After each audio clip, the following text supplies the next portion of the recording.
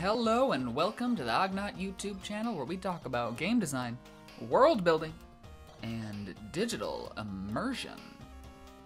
Today we're continuing our discussion on Pokemon Go's battle design by going over some common critiques.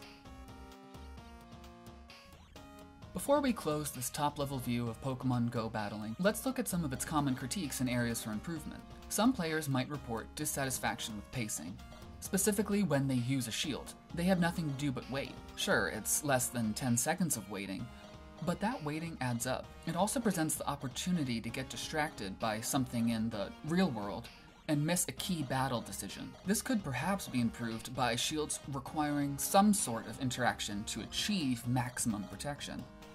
This could evoke how, in the Pokemon anime, offensive moves are often improvised to be defensive. For as immersive as Pokemon Go is supposed to be, the idea of actually battling in a specific, real-world place might be better demonstrated. All battlefields populate as a generic, modern arena. That's inherently exciting, and pushed with the inclusion of cheering figures from the stands. Some of the real world is brought into the battle by matching the weather.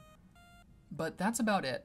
Perhaps the arena could pull from the gym location sample image and adjust the colors of the gym interior to mimic it. A more advanced adjustment to the gym interiors could be the option to activate the device's back camera and project the image it sees onto the walls of the space. This image could be presented as if it's reflecting through some sort of glass. These ideas might be suggested as distracting from the battle going on in the foreground, but in that case, these immersive aspects could have the option to be toggled on and off, just as they are currently when catching a Pokemon.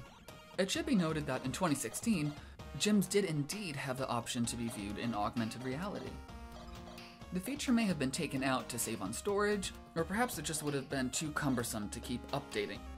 The focus of speed and damage output is currently excellent.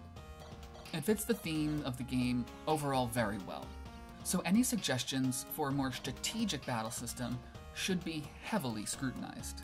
They're still worthwhile to consider.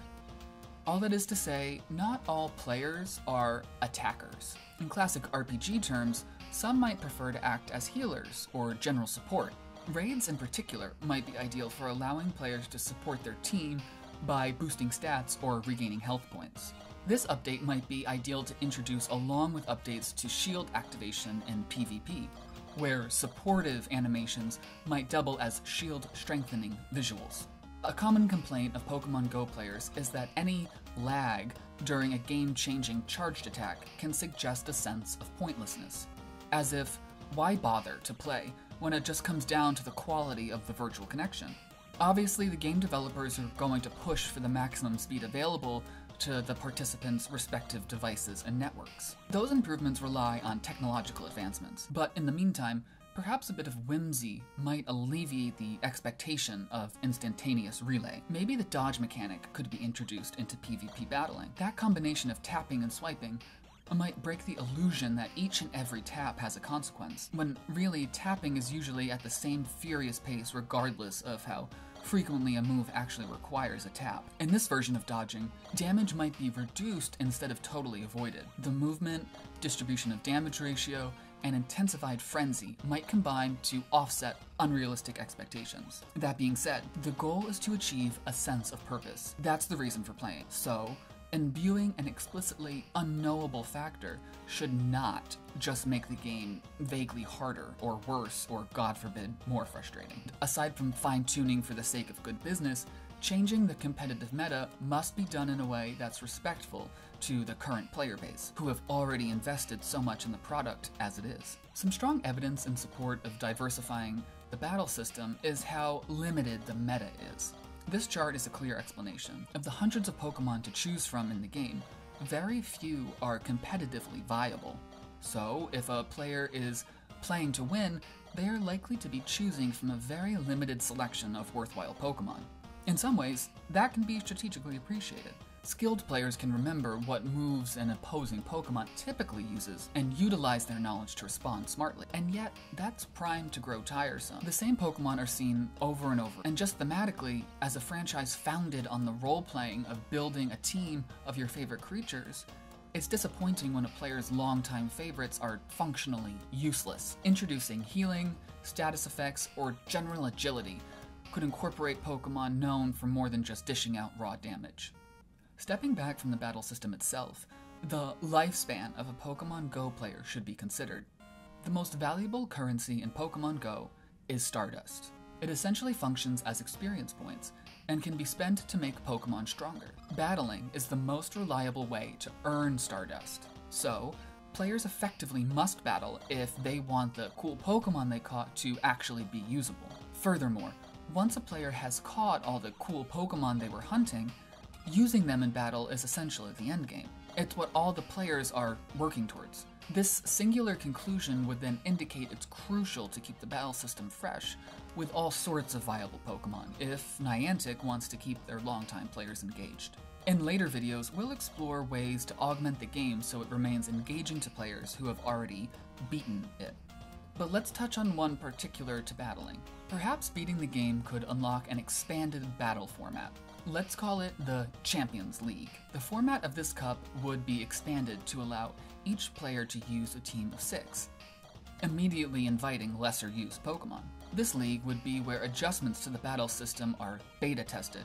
Allowing the most dedicated players first access to new features would be an instant demonstration of respect. If this wasn't a cup found in the Battle League, it could be a mechanic used at gyms. Because teams of 6 are already left at gyms, this wouldn't feel so unnatural. But a challenger battling this champions team should only be available if the challenger just defeated the regular gym. This would both mimic battling a champion after the Elite Four, and also make sure less accomplished players wouldn't be denied the opportunity to leave their Pokemon to earn Pokecoins. To be clear, Niantic does work to address the lack of team diversity.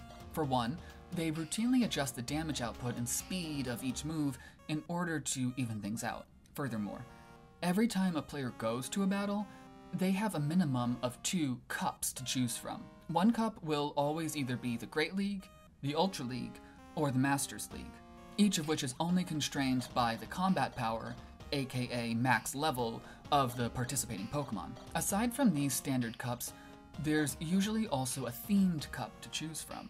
When highlighting the Legends Arceus game, the Hisui Cup allowed only Pokemon that could be found in Legends Arceus. The Retro Cup only allowed Pokemon with types from the first series of games, meaning Steel, Dark, and Fairy types were excluded. So these cups are fun, thematic complements to whatever is going on in the greater Pokemon universe.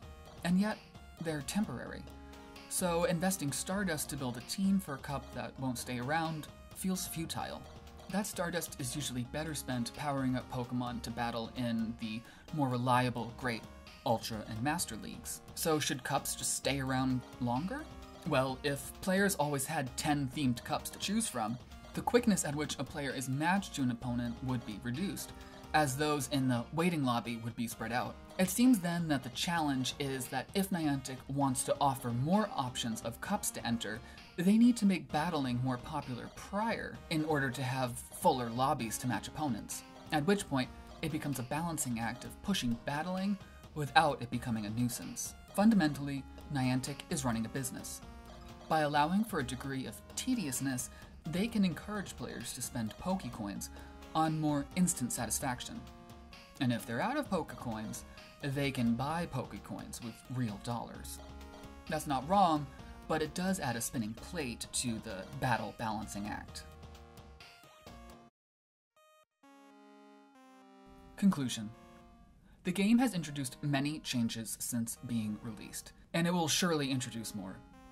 So while these suggestions are purely speculative, Niantic will surely continue to try all sorts of adjustments. For more analysis, stay tuned for our next video, in which we'll rank the 18 charge attack animations by type. Subscribe to the Ognod YouTube channel for more content and follow on social media for updates.